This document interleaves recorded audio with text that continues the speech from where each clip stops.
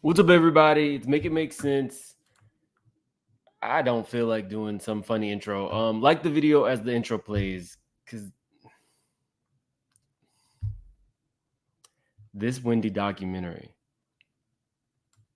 I was listening to Make It Make Sense.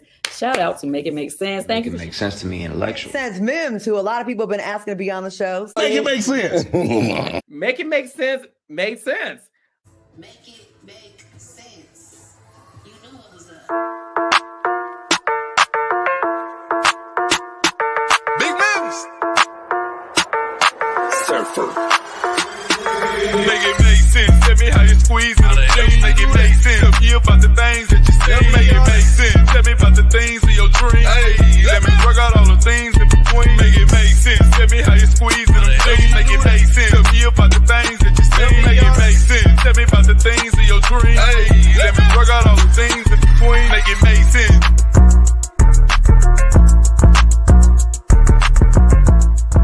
Who said that? Portia Williams coming back to Real Housewives of Atlanta? That's false. But Portia Williams is in the building. Confetti. Okay, y'all.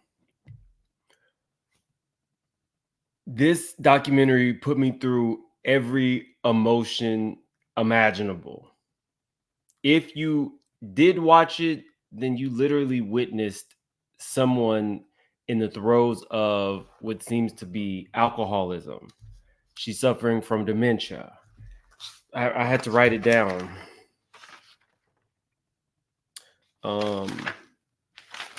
Lymphedema, thyroid issues, her divorce, the passing of her mother, the end of her career.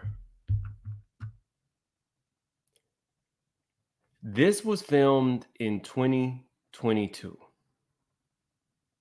and she struggled through it.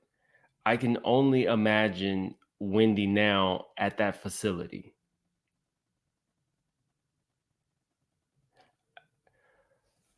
We used to, like, if you were a Wendy watcher like me, you used to see Wendy, and sometimes she would just tear up.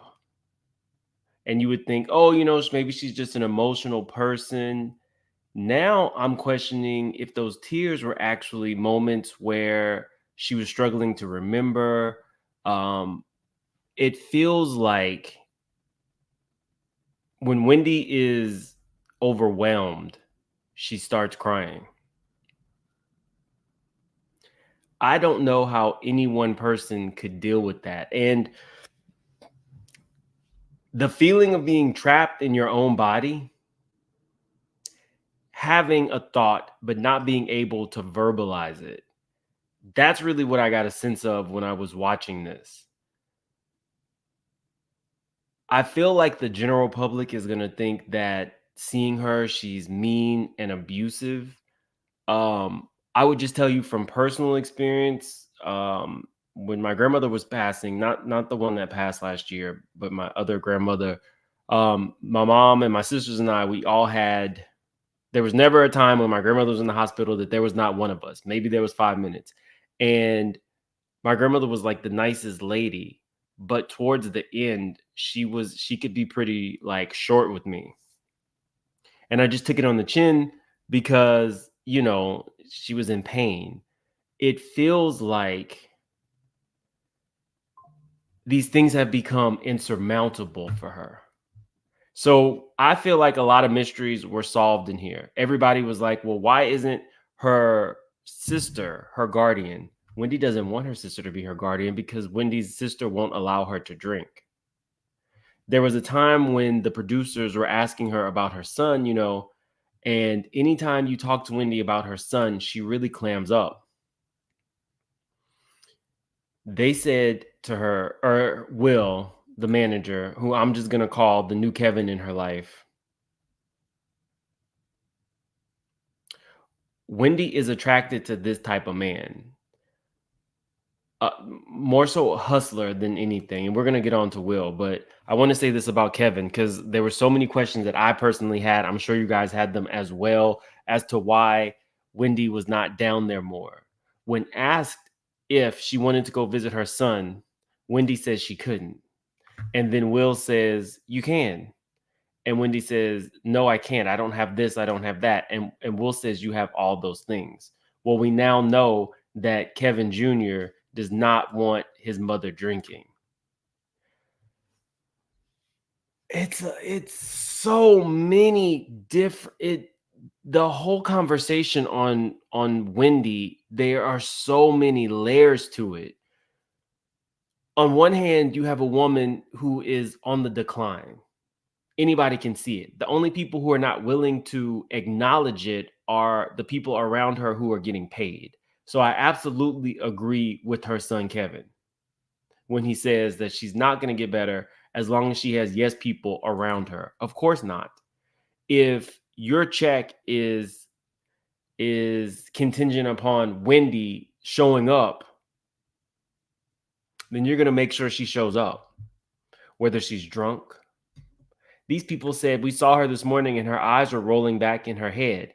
In any normal situation, and now I'm talking about the documentary people, in any normal situation where you see somebody passed out with their eyes rolling back in the head, I'm not going to call your management team.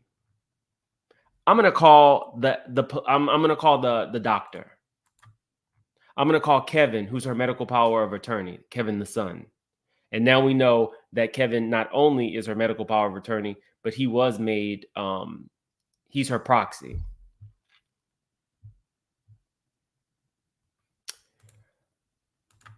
The documentary people literally came in and saw the woman with her eyes rolled back in her head. We now know that Wendy almost passed due to alcohol poisoning. She had to get 3 blood transfusions. We now know that Wendy has been an alcoholic the entire times that the Wendy Williams show is on. This documentary, although it was sad, it broke down so many questions that we had. Like, well, this doesn't feel right. Is that Big Kevin? We could all kind of see there would be times where Wendy couldn't maybe focus. She couldn't really get her words out. But I think that Kevin probably needed to get away to go to school.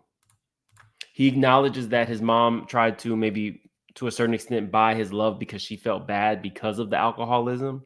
But we're not going to go in order here. I have so many notes, but I don't even feel like I really need them. I want to talk to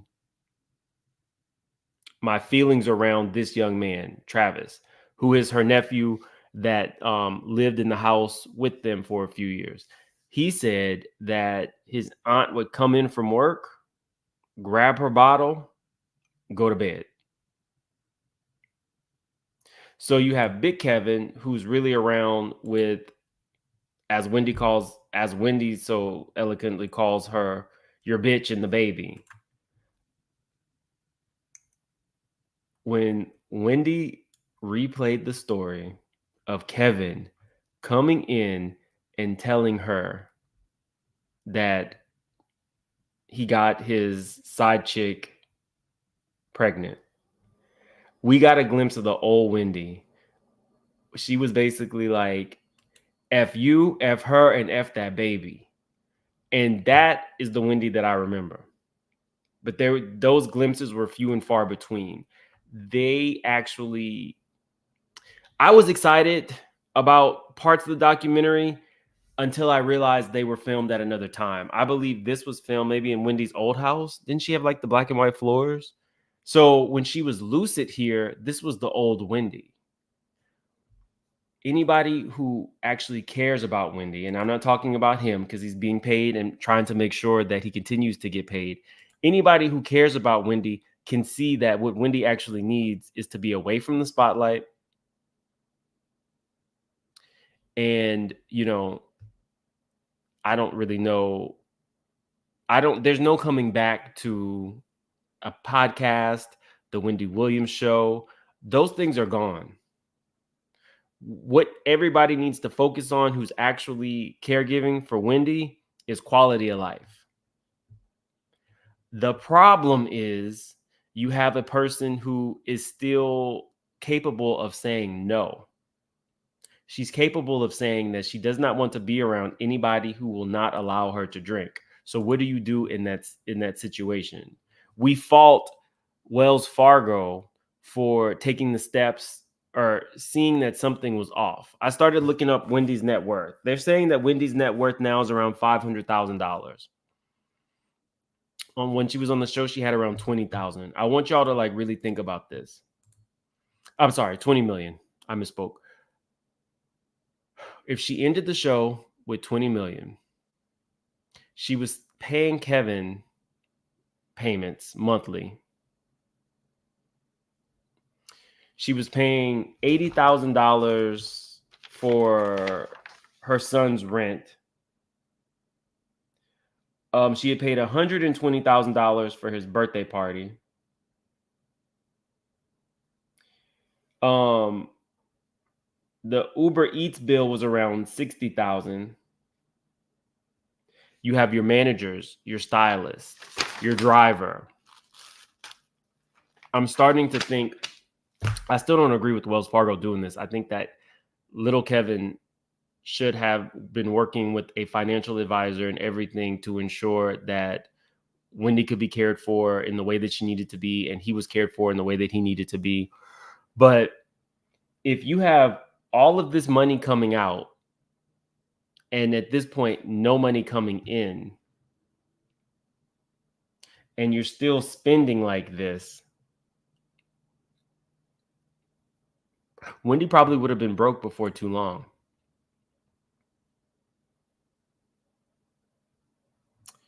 Somebody said, but Kev was a kid though. I think at 21, if you put in place a structure for Kevin and let him know that he has to take care of his mom, I think he would rise to the challenge. You can be very young and still be very goal oriented. And the goal here is to keep Wendy alive as long as possible. So I think that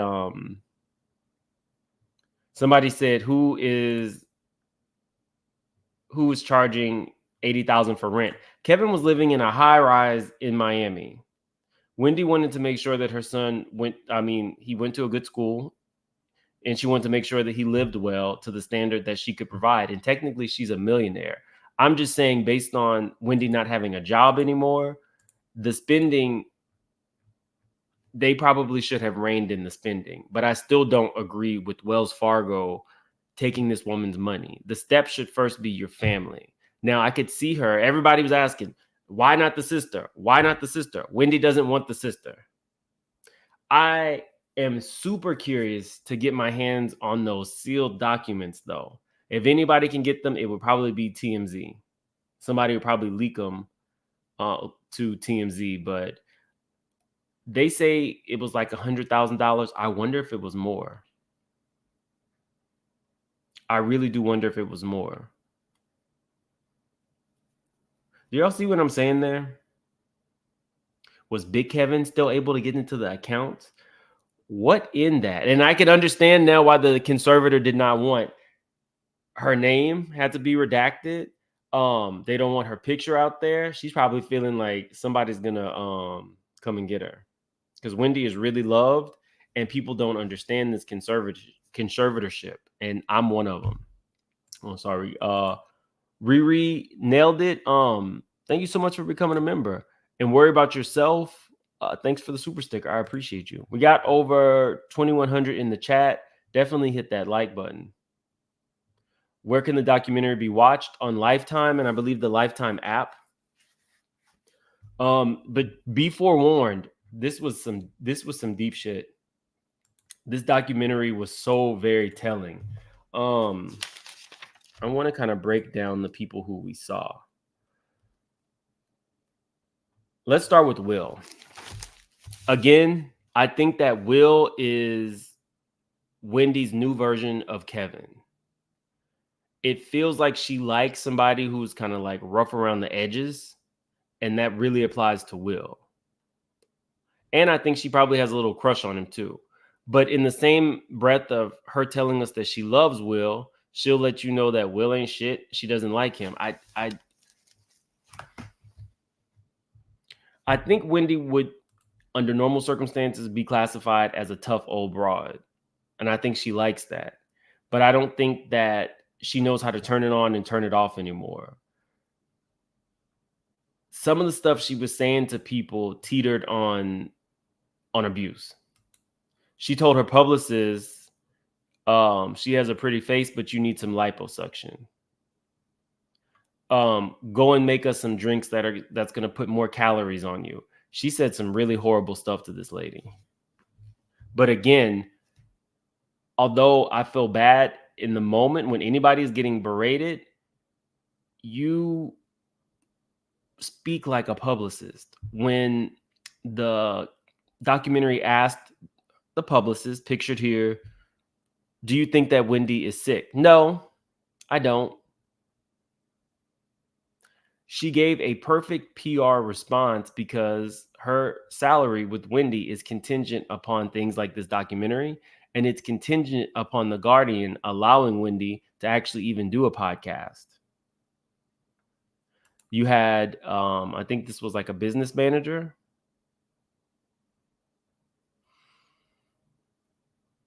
Why does Wendy need this woman? Honestly. They're saying that Wendy is passed out, her eyes are rolling back, and she's just calling Will because Wendy had cat vomit everywhere. And she was going to have to go and sort these clothes that were going to be sold. There were very few moments where I felt like Wendy was lucid and in control. Very, very few moments. This Travis, Wendy's nephew, spoke. He answered so many questions, and he did it without blinking. He did not miss a beat. I believe every word this young man said. I believe he's worried about his aunt, and I believe that he knew the inner workings of what went on in that house, and he's not afraid to talk. I was very proud of Wendy's son, Kevin. I'm proud that he has a no drinking policy. I think that he wants to be there and caretake for his mother. I just don't think that anybody knows how to go up against a system that's in place to basically take people's money.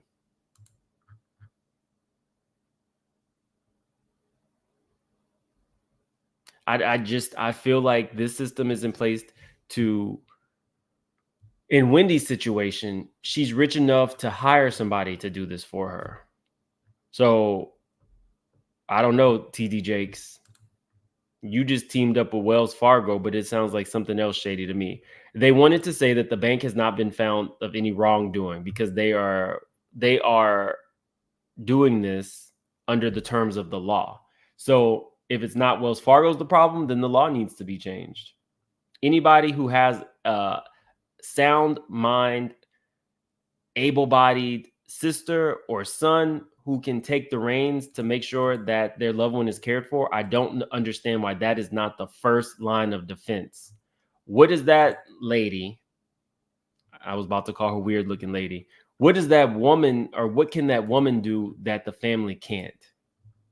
But y'all may not like this, but part of the problem is Wendy. Wendy's alcoholism seems to be paramount to her. We ran down the list of what she's going through. So if it's not your sister, let it be your son. Wendy's now been in and out of rehab over the last couple years. She doesn't care. Maybe alcohol has become her last escape. She feels like she's supposed to be in a wheelchair. She's early onset dementia. Her mom is gone. Her husband is gone. Her job is gone. She doesn't have access to her money. And her only clear pathway to money would be this podcast or getting back on television. And she does not have the cognitive abilities to do that. So what does Wendy do? She drinks. And she stays away from anyone who would stop her from drinking, including the person she loves the most, her son. He says he's not seen his mom in 8 months. I can't even imagine what that would do to somebody.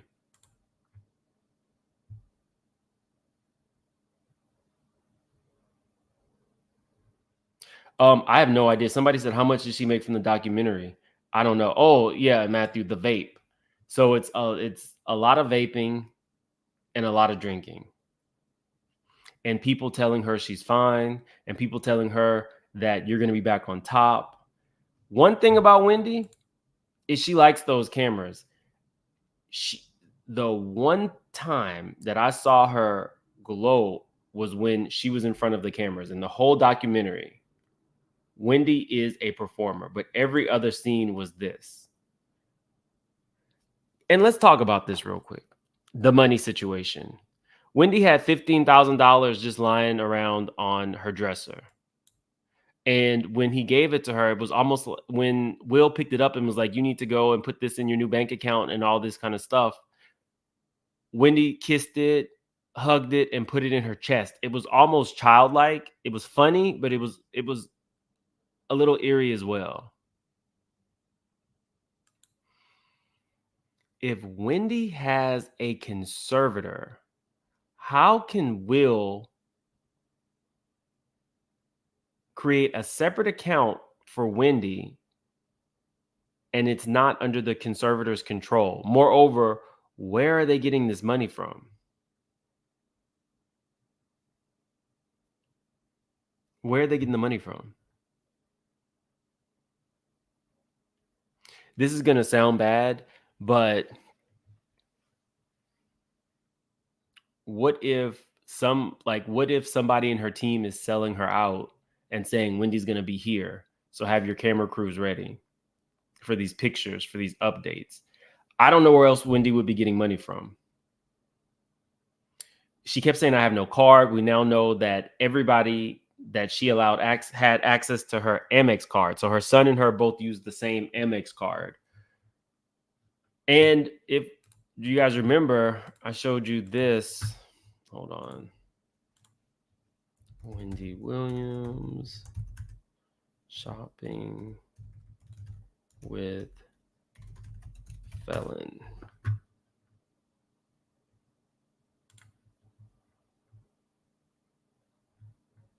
Here we go.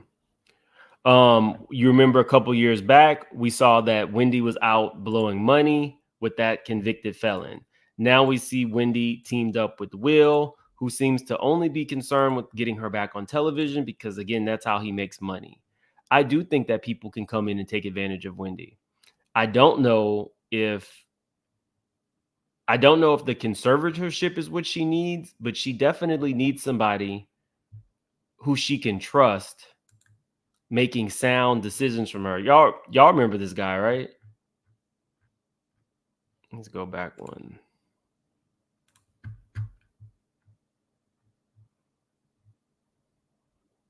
Out blowing thousands and thousands of dollars with some man who she did not know was a felon. He was only 27 years old.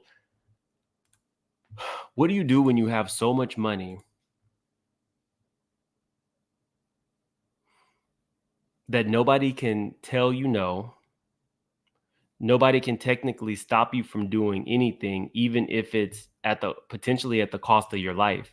That is the biggest battle. All of her health stuff, all of her emotional stuff. Wendy's biggest battle is she has so much access to everything that no one can tell Wendy what to do.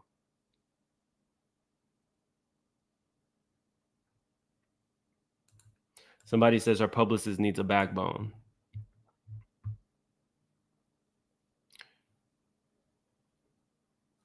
Okay, so for Will, the publicist, all the people on her team, from a business standpoint, do you quit your job, not feed your children, whatever, and just let somebody else do it? Because Wendy will hire somebody else, whether it's Will, whether it's whomever. As long as Wendy has control, she's going to do that. Or do you follow your heart and say, I can't in good conscience allow myself to be associated with the downfall of this woman? That's the question that they have to ask themselves. Let's see. Urban Educated said, it seems like he was having it seems like he was having the S word with her at one point where she asked him to come upstairs. Yikes. It was a little eerie when she kept saying, come upstairs with me, come upstairs with me. But then she told the girl to come upstairs with her too. So I really don't know what that was about. But if you haven't watched the documentary yet, there was a time where she, it looked like she was being a little flirty and was like, come upstairs with me, come upstairs with me. But I don't know if it was for that. Thanks for the super chat. Mickey says, love you, Mims. Can we talk about how gaunt Wendy is? How she can handle any liquor when it looks like she's barely eating. Travis was the most informative. If you've been around somebody who has suffered through alcohol, they could wake up in the morning, alcoholism. They could wake up in the morning and drink. They don't necessarily drink during lunch. Wendy hiding liquor bottles under bathroom cabinets was the same thing that Kim Richards was doing from Beverly Hills. She would go to events and she would go to kind of like, mansions or whatever. She would go to a bathroom that nobody was supposed to be in or anybody was supposed to use.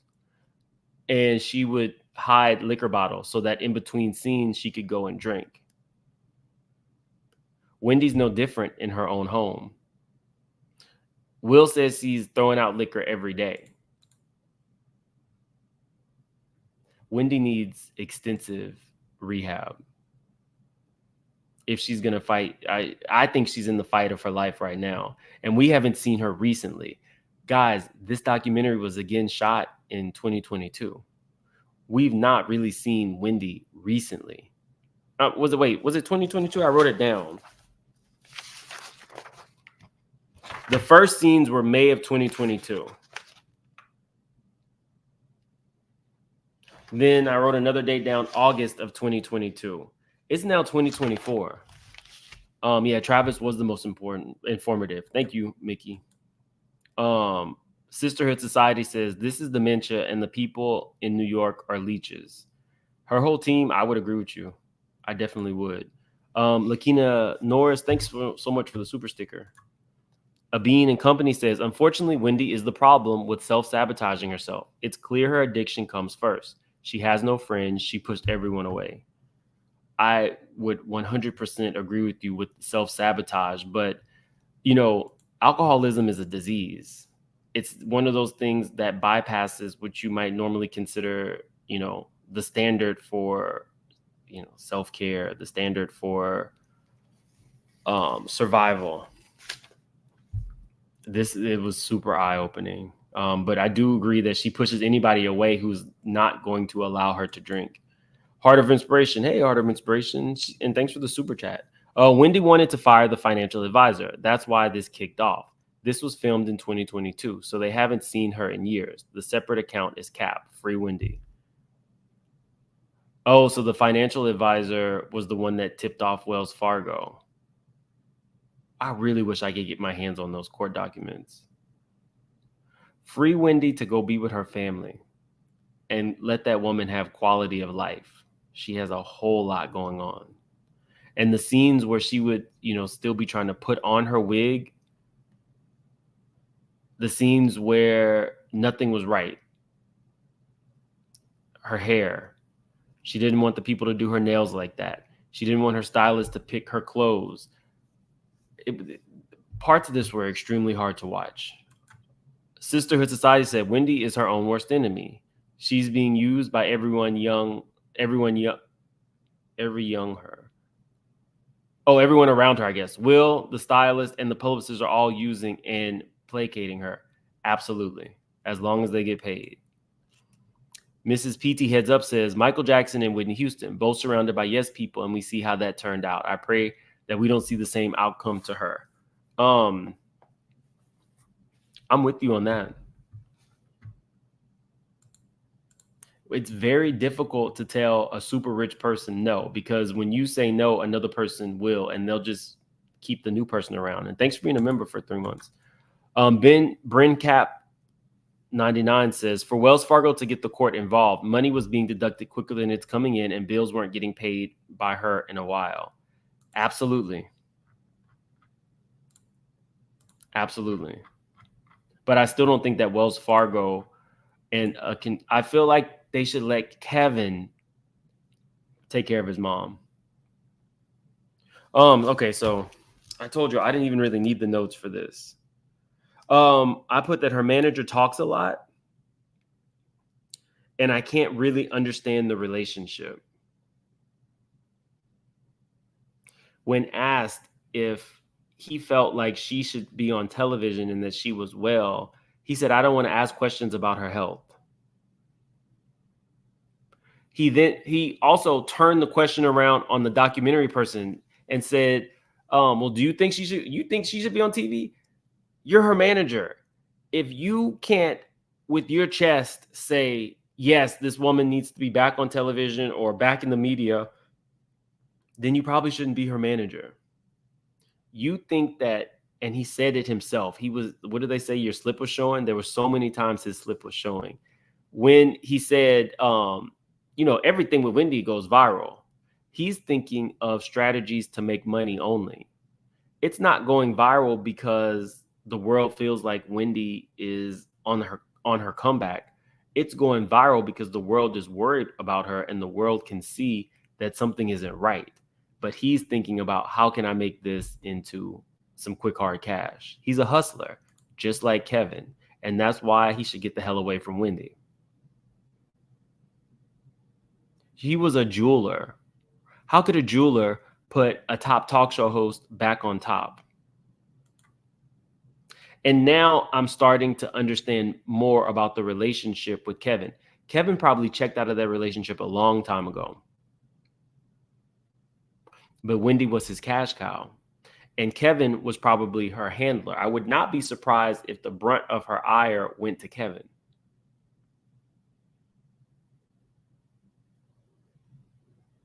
And she was fine with it, fine with Serena and the baby, or until the baby came, because she knew that Kevin was the one that was forcing her to get up. Wendy seems to really be receptive to a certain type of person. Wendy's one of those tough people. If you're not tough, get away from me. Take it or leave it. And we saw this all through the documentary. The problem is now she doesn't have the power or the ability to really take care of herself. So she can't just fire him.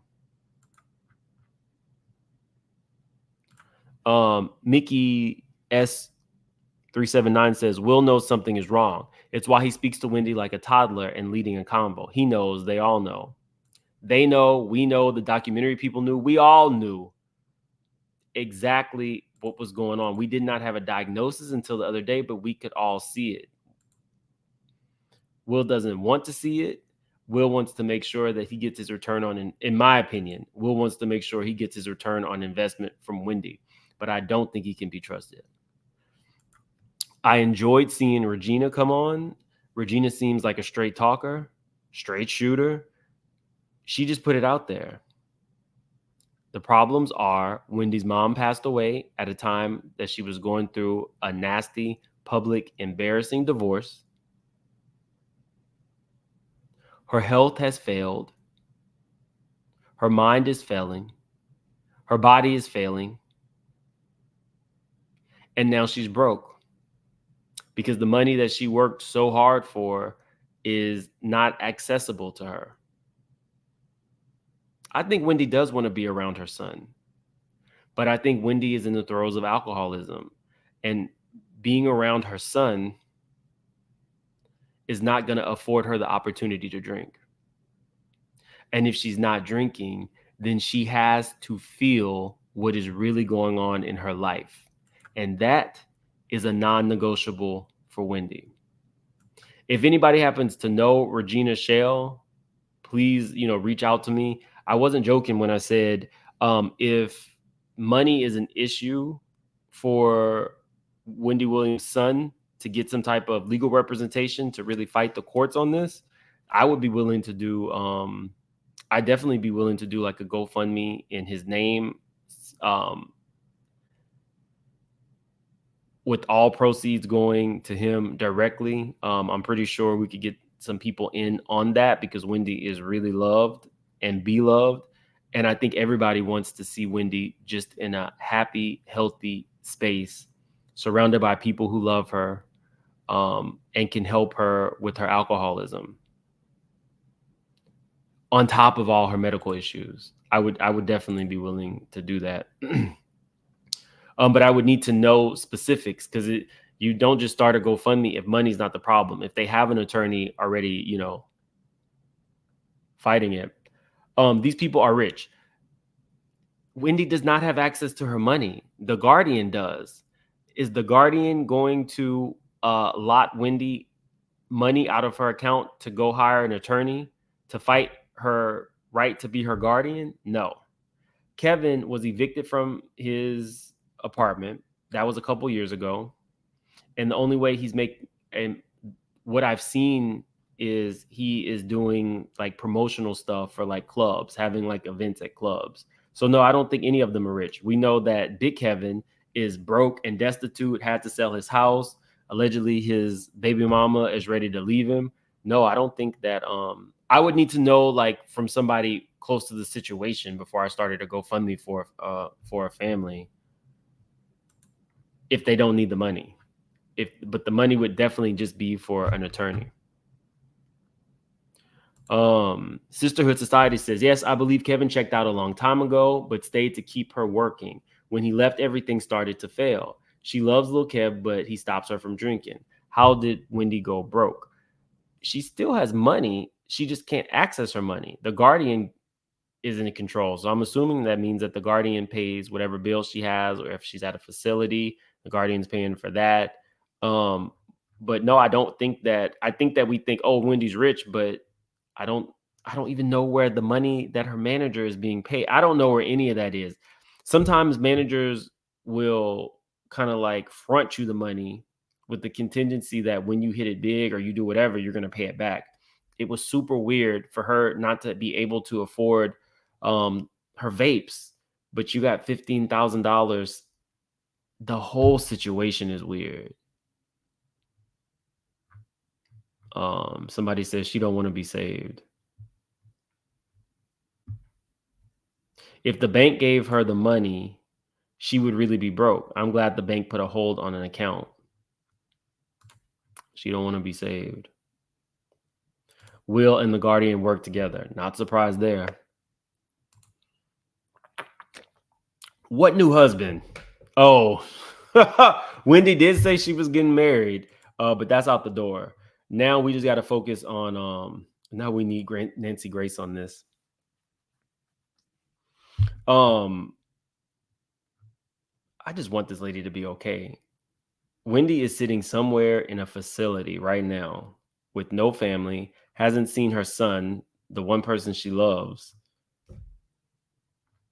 We don't know anything. We do know that if she couldn't keep that apartment, she's no longer there. So she's down in Florida in some facility. But how could the Guardian stop her family from seeing her?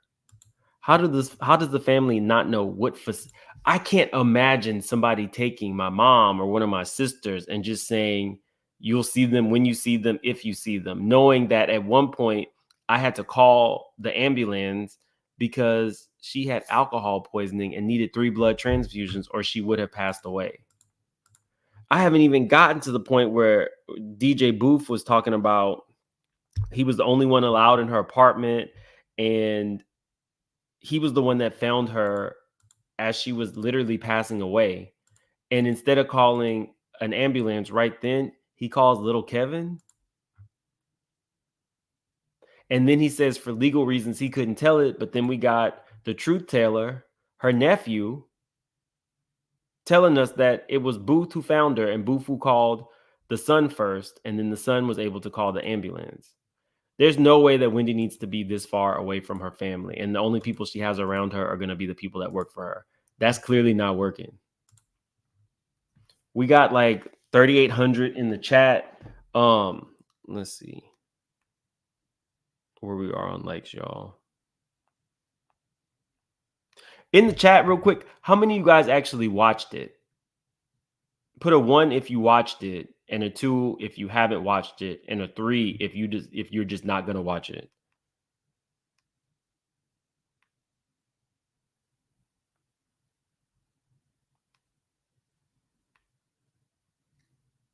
Okay, so we got like almost 4,000 in the chat. Let's see where y'all are at with it. Oh, we got a lot of ones, so y'all watch it in real time, okay? A 2, okay, so you're gonna watch it later. No 3s, okay. So everybody intends to watch it. Oh, we got 1 3. My Adventures said nope. And that's okay. If you this definitely should have came with a trigger warning. They kind of did say, I can't remember if it was at the beginning or the end, if you're suffering, get help. But this was extremely triggering.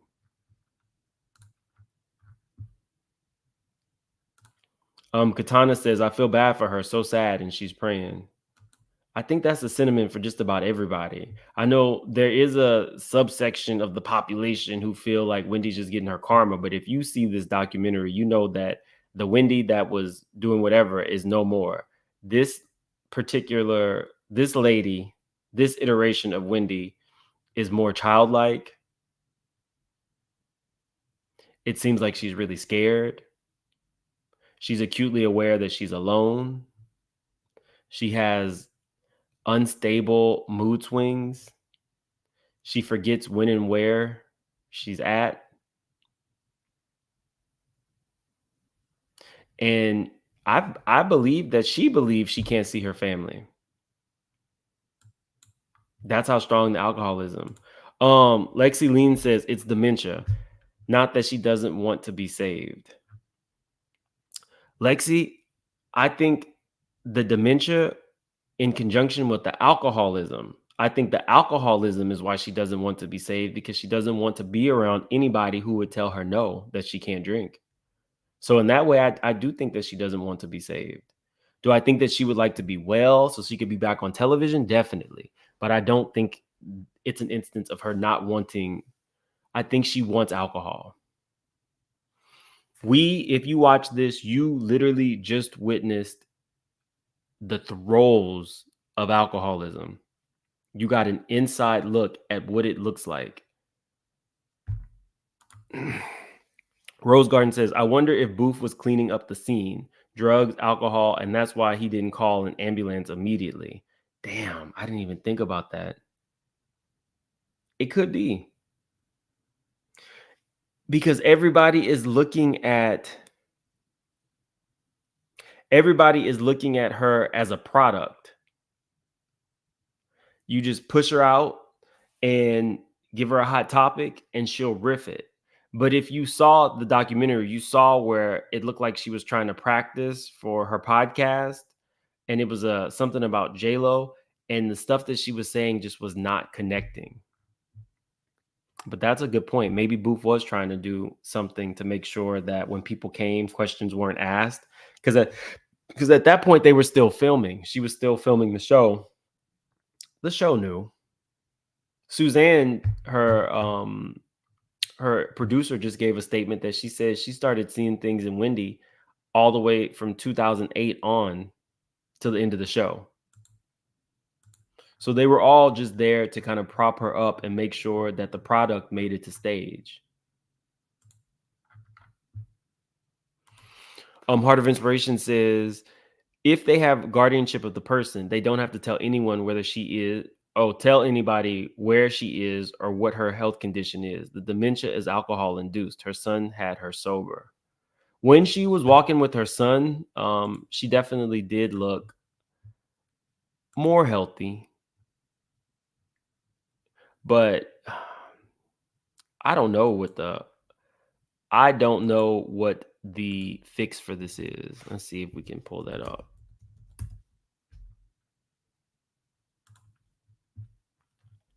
Here we go. When this happened. Hi. How's your morning going? It's just after 8 o'clock in the morning, and I'm doing okay, Beautiful sky. It's nice being here. How often do you come out here? Well, I'm here in Florida, and I come here often. I've got real family. Mother, father, sister, brother, family. and it's very peaceful being here. You know. Yeah. Look at this. Oh, so dope. Beautiful. It seems windy because it is. Is it always like this, or is it usually warmer? It's usually, no, it's not usually warmer. It's still winter. It usually gets up to, they say, 80 degrees, but I haven't gone to run in it. I don't want to do all of that. And then in a couple of hours, I go to my gym. Are you working out after this? Yeah.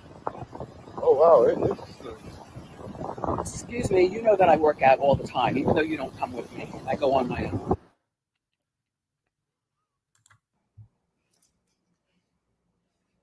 My thing is that I've been asking questions about my money. And when I began asking questions about my money, suddenly Lori Schiller has got no response regarding my money. I want my money. This is not fair. And Wells Fargo has no questions and answers with regarding my money. This is not fair. And Lori Schiller and Wells Fargo have this guardianship petition about keeping me away from my money. This is not right. And you know this is not fair. And this guy named Bernie Young, I know for a fact that Bernie Young used my American Express card to hire an attorney to file a petition against me. Let me see if I can pull this comment. Misbehaving says, y'all running with the narrative she's doing drugs and alcohol and weren't there to witness it. Well, we had two witnesses. We had little Kevin, who said that his mom has always had a drinking problem and tried to overcompensate with money because she felt bad that she was an alcoholic. Then we had her nephew, who corroborated the story and said that every day Wendy would get off work and go straight to her bedroom with the bottle. So yeah, we're not running with the narrative. Unfortunately, that's what has been presented by the people who were there to witness it. It's sad to say, but there's so many people who struggle with drug and alcohol addiction. There's so many high functioning people who struggle with drug and alcohol addiction that it's hard to believe that, you know, they are currently, you know, using. But I did not know that Wendy was battling that the entire Wendy Williams show. Gorma, thank you so much for becoming a member. I appreciate you. That was done with my American Express card. Bernie Young, you're no good. And this is not fair at all, you know?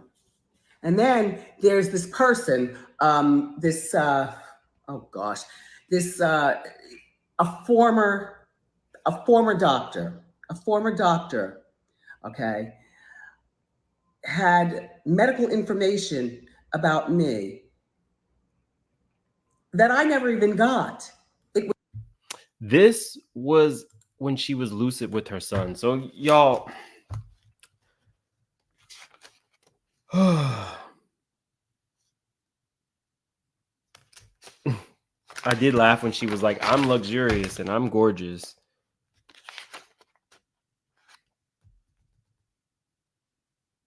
Been an alcoholic all of Kevin's life. To the topic of the podcast, I never felt like Wendy was going to be able to do the podcast because getting her words together seemed to be more and more difficult. But now I know, A, she likes to be in the spotlight, but B, she really felt like this was going to be her only way of getting money. And I think that the money is always going to be a thought for her because she wants to make sure that little Kevin has it.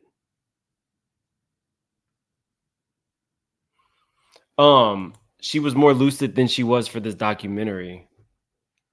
I do think that when she was with little Kevin, sometimes just being around. I'll say this: when my friend had all those strokes and she was in that facility, when I went to go visit her, the people told me that she was progressing faster than anybody else in the whole facility.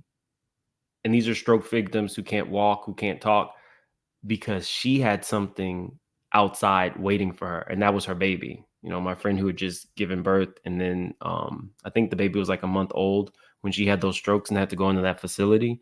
The people said if that baby were not there and she did not have something to, you know, really live for and push to do better, then she would not have progressed as fast as she did. And she was still in there for like, I think like 7, 8 months.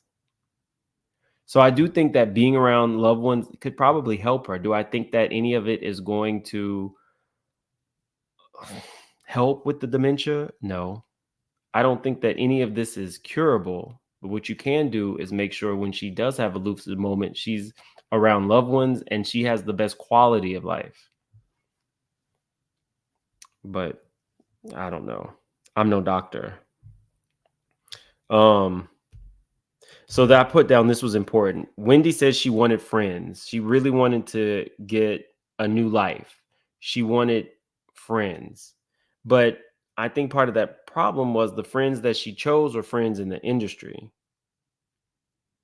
So it's people who I do think for the most part use the fact that they can say they're friends with Wendy. We kind of went over the Black China thing, and I have a different mindset now. I think maybe Wendy and Black China, through their both having addictions, I think that's probably how they bonded. Let's see. Devontae says, I just hope that she doesn't be the next person to pass away. That would like wreck me, dude. That would like really wreck me. Just seeing her without the wig was too much. Like I had to stop the documentary a few times. Booty Butter says, who's buying the liquor for her and allowing it? The driver, anybody who she's paying is doing that. They just didn't want to show that on the documentary. And even her manager saying he was throwing it out. For me, that's, you know, in my opinion, questionable. Gorma says, in states like Florida, it's common for managers, realtors of elderly people to trick them into signing over their rights through guardianship. I wholeheartedly believe that. We had Jen Shaw from Salt Lake City actually defrauding elderly people because they are one of those what is it called? I can't think of the term, but they're more susceptible to that. Capricorn, thank you so much for the super sticker.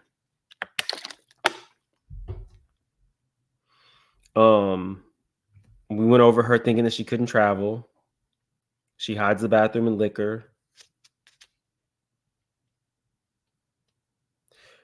The berating of the people. She told the driver, I'm not speaking to you. Just drive.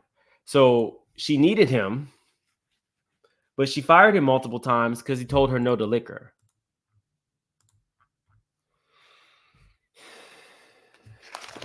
She berated her publicist. That scene, so for you guys who haven't watched it yet, there's a scene where she's going to get vapes. So she got all gussied up to go to the vapes, and she wanted to go to this specific vape shop that was around the corner from the Wendy Williams show. So they took her to the vape shop, and she was upset because it was not the vape shop that she wanted to go. Only for us, the audience, to find out that this actually was the vape shop. They made her drive. She made them drive around the block, show the Wendy show, and then show where they were at again, just to prove to her that this was the corner store. And even then, she was talking to her publicist extremely crazy. She was calling her stupid. And the publicist kind of took it because she wants the money. She had a full episode right in front of us, and it was so bad that it freaked the documentary people out to the point where they had to stop shooting the scene. And as soon as they leave and she's okay with the vapes that they have chosen, she says, let's order some liquor. Wendy is in the throes of alcoholism. And with all of her you know, the death, the divorce, no job, technically no money that she can access.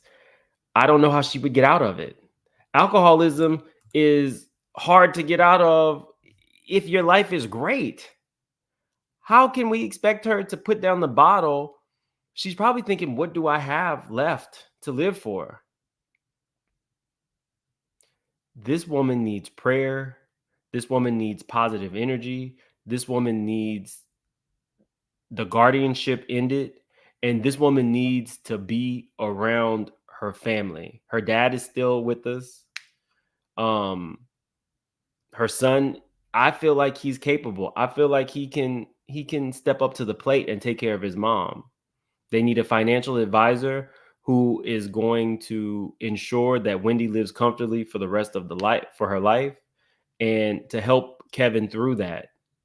She needs probably a couple of nurses, Kevin, and that's it.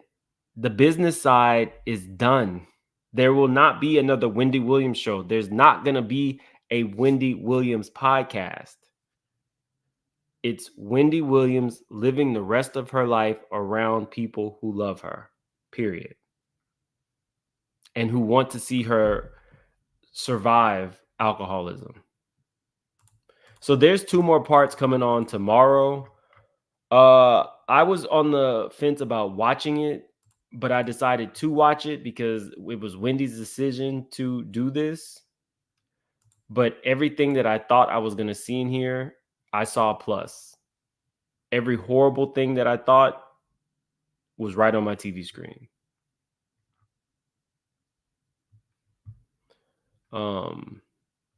Was Tommy in part 1?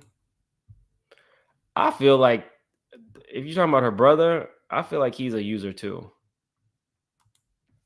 Ali says the guardianship sound like something out of Killers of the Flower Moon.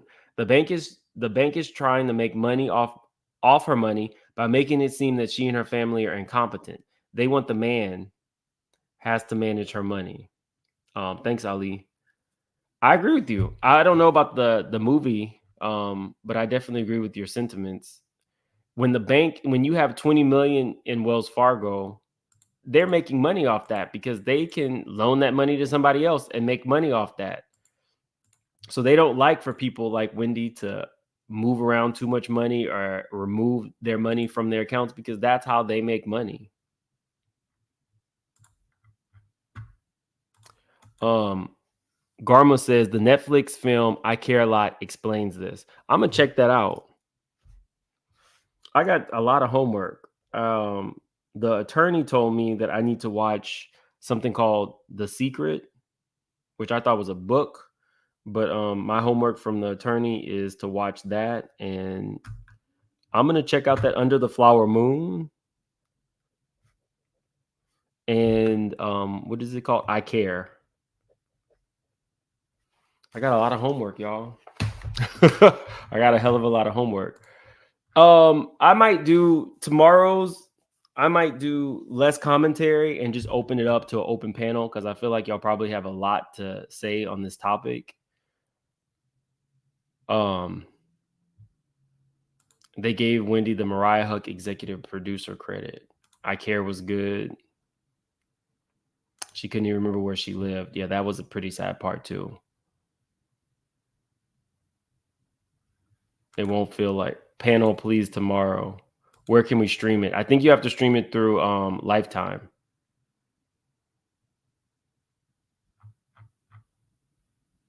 Y'all, yeah, this one was a lot for me, so I'm gonna go ahead and head out. I'll try to do open panel for you guys tomorrow. So it'll be same time, same place. I think it starts at 7 p.m. tomorrow. That's Central Time. So same time, same place tomorrow. It'll be open panel. Y'all have a good night. Tell your loved ones you love them because you never know. Your life could change like that. And this was a prime example of that. Yeah. All right. Y'all have a good one.